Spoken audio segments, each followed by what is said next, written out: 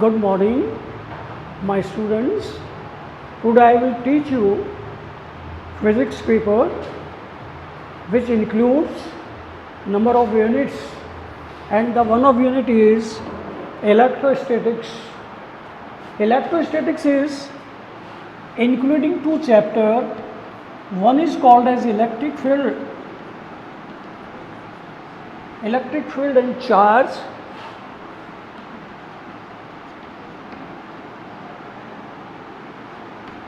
and second one is electric potential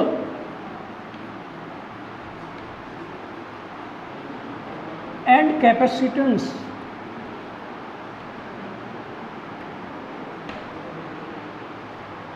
The first chapter is electric charge. Then first of all we have to define the electric charge. It is the smallest part of the matter like electron,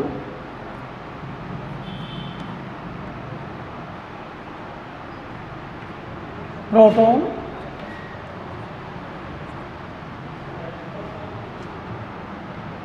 beta particle,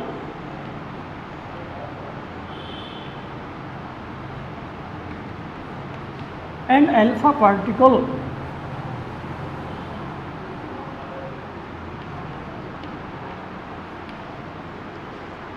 These are defined by their effects as in their stationary state.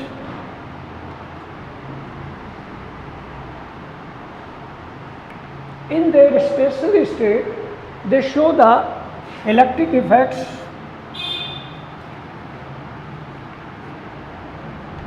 but in their motion they shows the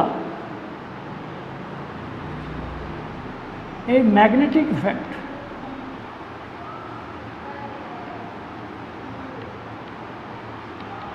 Such particles are called as an electric charge. Now there are two types, that is type of an electric charge. That is type, one of the type is positive charge.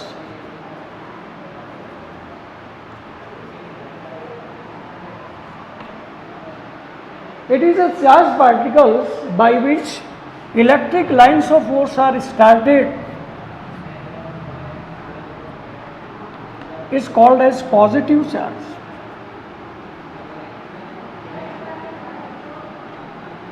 And second one is ideal charge.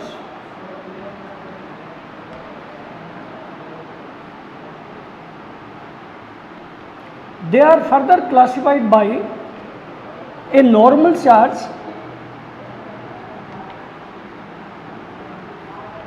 and an ideal charge. A normal charge is an electric charge by which electric lines of force electric field lines are started, is called as normal positive charge, and they are curved, where in the case of a positive charge particle by which the electric field lines are started but they are straight one. This is the main difference between normal and an ideal positive charge.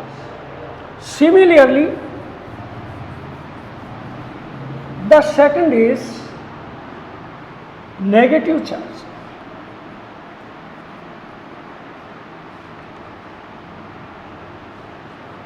This is a charged particle by which the electric lines of force electric field lines are end on this charge, and it is also of two types. One is called as normal and other is called as ideal.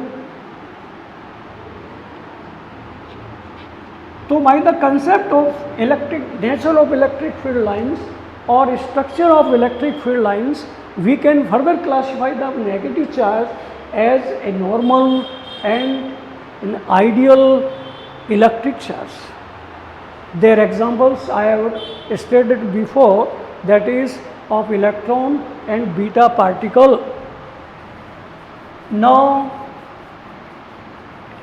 there is a Coulomb force and Coulomb's law related with the electric charge force.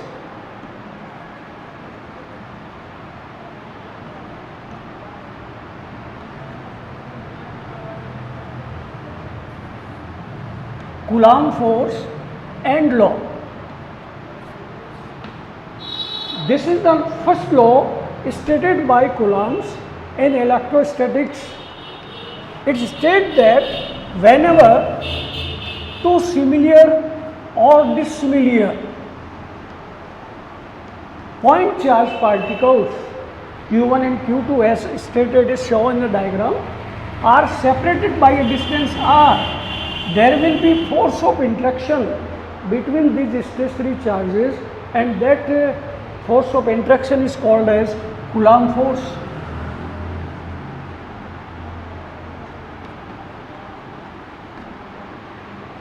Hence, by the Coulomb's, the law, the Coulomb force is defined as a force of interaction. But in the case of law, whatever the observation taken by the Coulomb, regarding this force of interaction,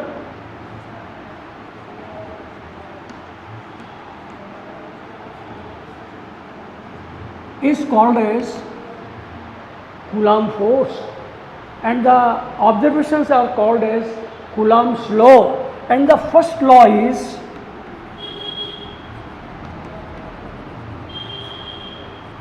the magnitude of force is always proportional to the product of magnitude of the point charges. And second law is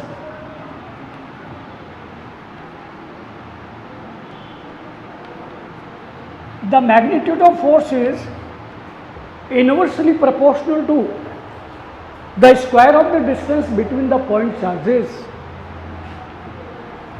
And the third law is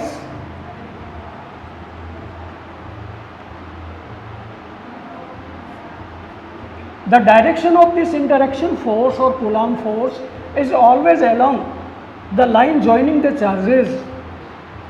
These 3 points are called as the statement of Coulomb's law, and by this law we commonly write it the form of Coulomb's force as F proportional Q1 Q2 by R square R cap, or F equals K Q1 Q2 by R square or R cap. This is the form of the Coulomb force, which define the force in magnitude as well as in direction, where the K is called as proportional constant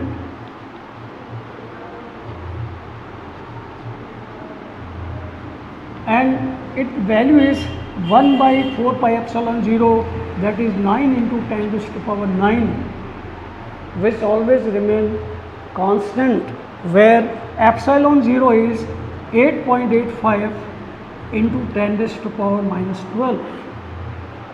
This is called the electric permittivity in vacuum. By this concept, we can explain a Coulomb's law in the electrostatics between the stationary point charges. Now, what we conclude by this law? The first conclusion is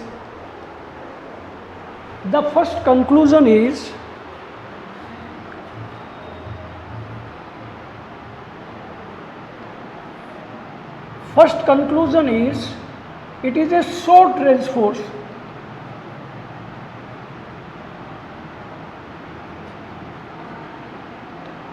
Second is it is stronger than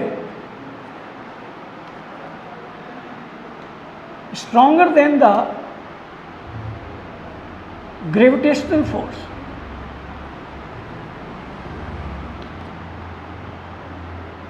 between electron and proton. Third is, it is affected by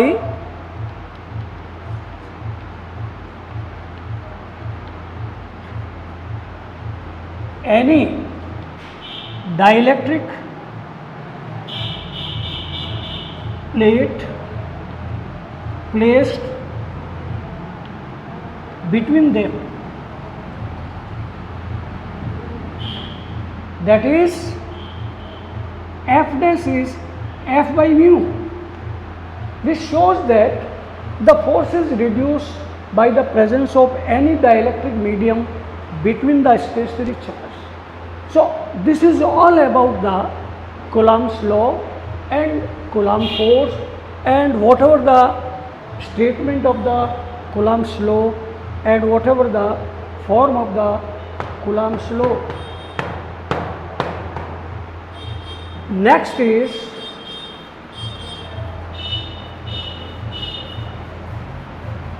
electric field and field intensity by a stationary charge.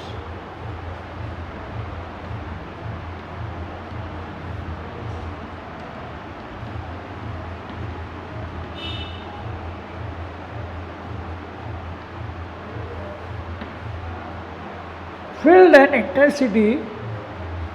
Consider a charge which is placed at a surface. Then by the concept of electric field lines, there is an area around this charge where the electric field lines are exist.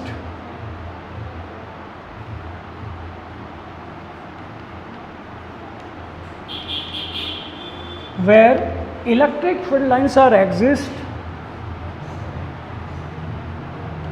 is called as field. Field means an area around this stationary charge in which there is the existence of electric field lines or electric lines of force, by which we can define the field. But just to define an electric field intensity, we have to consider a test charge.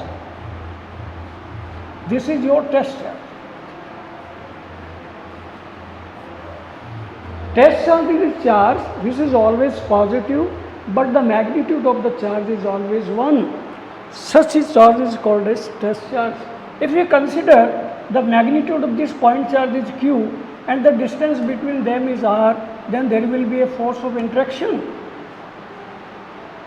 So the magnitude of this force of interaction per unit test charge is called the electric field intensity.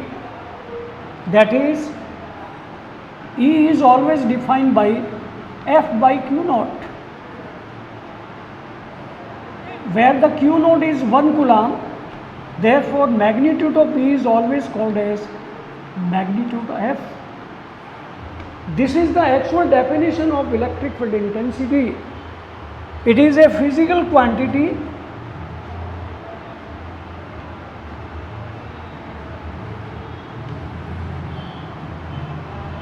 which is always defined by Newton per Coulomb, which is called the unit of electric field intensity. But we can also define its form, its mathematical form, since by the diagram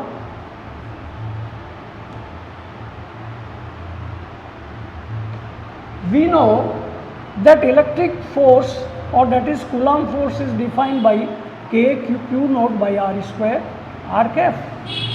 Therefore, F by R cap, F by Q naught is KQ by R square. This is our equation 2. Then by equation 1 and 2,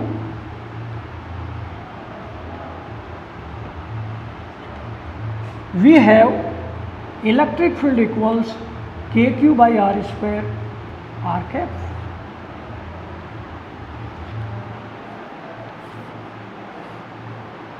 This equation 3rd represents the mathematical form of electric field, which is always defined by single charge. But in the case of electric force, there must be 2-point charges by which we can define the force. Force cannot be defined by a single charge. Same, the conclusion for this electric field,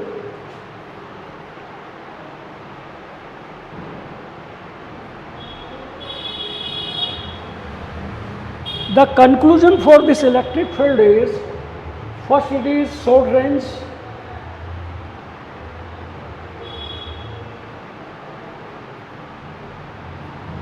second it is a vector quantity,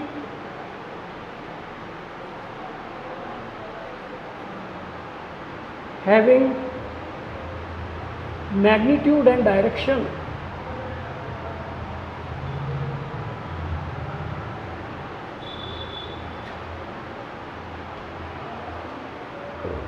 Third is, it is also affected by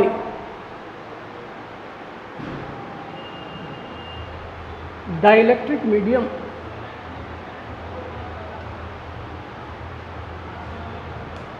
Like E dash equals E by mu. Hence, by the presence of electric field, by the presence of dielectric